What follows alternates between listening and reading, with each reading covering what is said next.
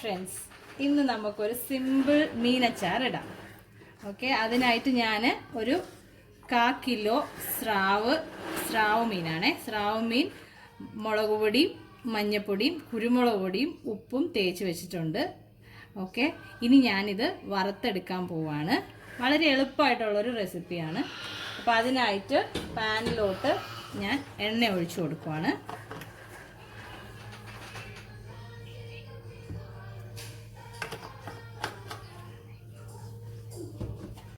എണ്ണ നന്നായിട്ട് ചൂടായിട്ടുണ്ട്.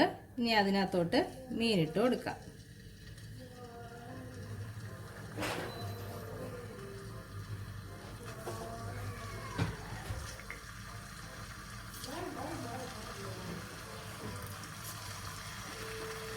മീനെല്ലാം ഞാൻ ഇതിലിട്ടു. ഇനി ഇത് നന്നായിട്ടൊന്ന് വറുത്തെടുക്കാം.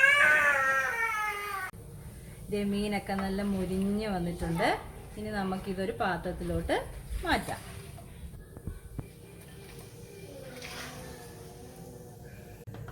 മീനൊക്കെ നമ്മൾ വറുത്ത് വെച്ചു. ഇനി നമുക്ക് അച്ചാറാക്കാം. അതിന് പാനിലേക്ക് എണ്ണ ഒഴിച്ചു കൊടുക്കാം.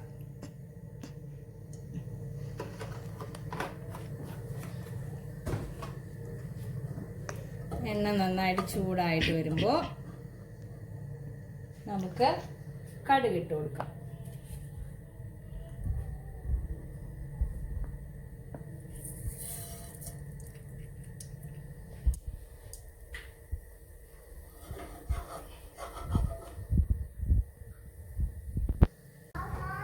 കടുകൊക്കെ പൊട്ടി. ഇനി നമുക്ക് അതിനകത്തോട്ട് ഉലുവ ഇട്ട് കൊടുക്കാം.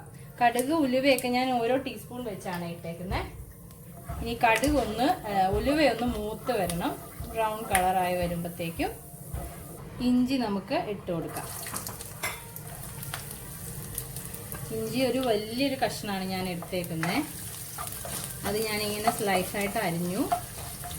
അതൊന്ന് നന്നായിട്ട് വാടി വരട്ടെ ഇഞ്ചി.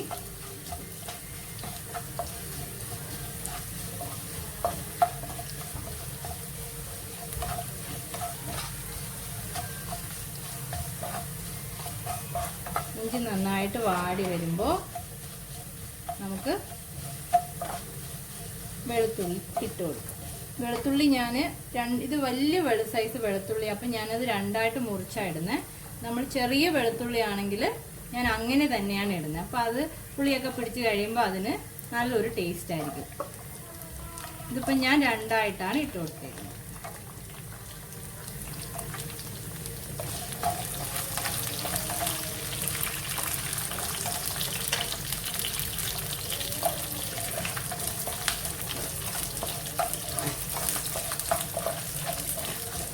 ഇത് ഒത്തിരി മൊരിയണ്ട ഈ വെളുത്തുള്ളി. അതിൻ്റെ ആ ഒരു പച്ച ഇത് മാറുന്ന വരെ വരട്ടിയെടുത്താൽ മതി. ഇനി അതിലോട്ട് മുളക്, ഒരു 3 മുളക്, വലിയ മുളകാണ്, അത് ഞാൻ അരിഞ്ഞു വെച്ചതാണ്, അതിട്ട് കൊടുക്കാം.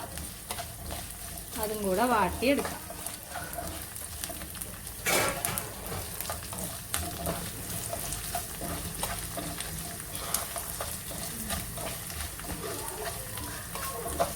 അപ്പം നമ്മുടെ ഇഞ്ചിയും വെളുത്തുള്ളിയൊക്കെ നന്നായിട്ട് വാടി. ഇനി നമുക്ക് മസാലകൾ ഇട്ട് കൊടുക്കാം. അതിനായിട്ട് മഞ്ഞൾപ്പൊടി ആദ്യം ഒരു 1/2 ടീസ്പൂൺ മഞ്ഞൾപ്പൊടി ഇട്ട് കൊടുക്കാം. ഓക്കെ, ചെറിയ തീയിൽ വെച്ചിട്ട് കൊടുക്കാം.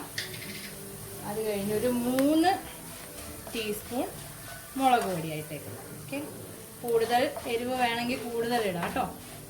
അതുപോലെ 1 ടീസ്പൂൺ കുരുമുളക് പൊടി. ഇത് നന്നായിട്ടൊന്ന് വാട്ടിയെടുക്കാം.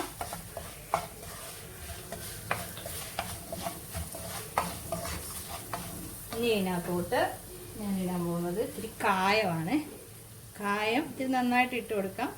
അച്ചാറിൻ്റെ കുറുമാണോ, അതുപോലെ കായം ശരീരത്തിന് നല്ലതാണല്ലോ. അപ്പം അതുകൊണ്ട് അത് നന്നായിട്ടിട്ട് വാട്ടിയെടുക്കാം.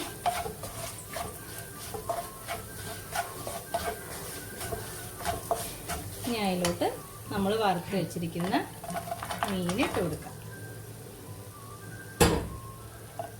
എന്നിട്ട് ഈ മസാലയായിട്ട് നന്നായിട്ട് മിക്സ് ചെയ്തെടുക്കാം.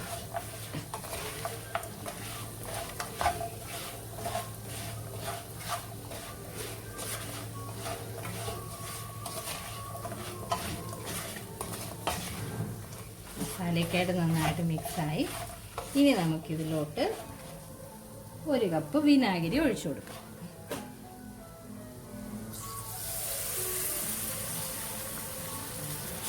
പുളി നോക്കി ഒഴിക്കണം. ഇത്തിരി പുളി വേണ്ടാത്തവർ കുറച്ച് ഒഴിച്ചാൽ മതി. പിന്നെ മീനച്ചാറൊക്കെ ആകുമ്പം ഇച്ചിരി പുളി എന്തായാലും വേണം. അപ്പോൾ ഇച്ചിരി കൂടെ വിനാഗിരി ഒഴിച്ചു കൊടുക്കാം. എന്നിട്ട് ഇതൊന്ന് നന്നായിട്ട് തിളക്കട്ടെ.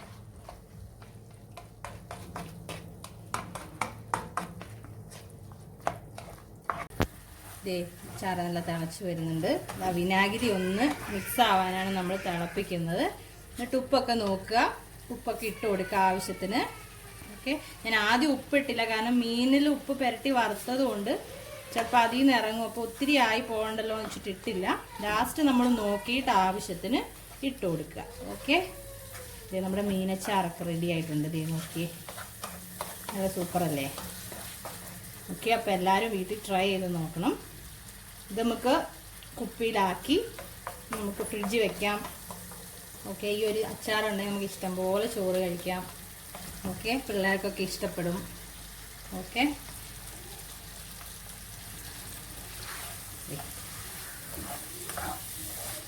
ഇതിപ്പോൾ ഞാൻ കുറച്ചേ ഉണ്ടാക്കിയിട്ടുള്ളൂ. നമ്മൾ ഇഷ്ടംപോലെ ഉണ്ടാക്കുവാണെങ്കിൽ നമുക്ക് ഇത് ഇട്ട് വെച്ച് കഴിഞ്ഞാൽ ദിവസം കൂടുന്തോറും രുചി കൂടിക്കൊണ്ടിരിക്കും.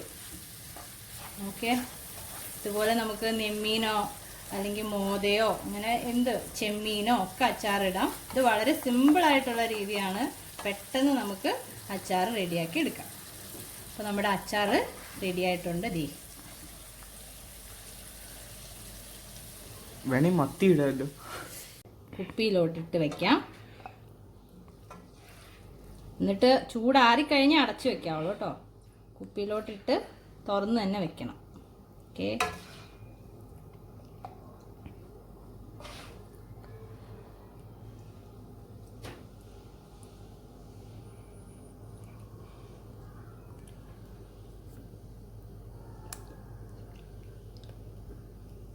അപ്പോൾ അച്ചാർ റെഡിയായി കുപ്പിയിലായിട്ടുണ്ട്. അപ്പം എല്ലാവരും like, share, subscribe. Thank you.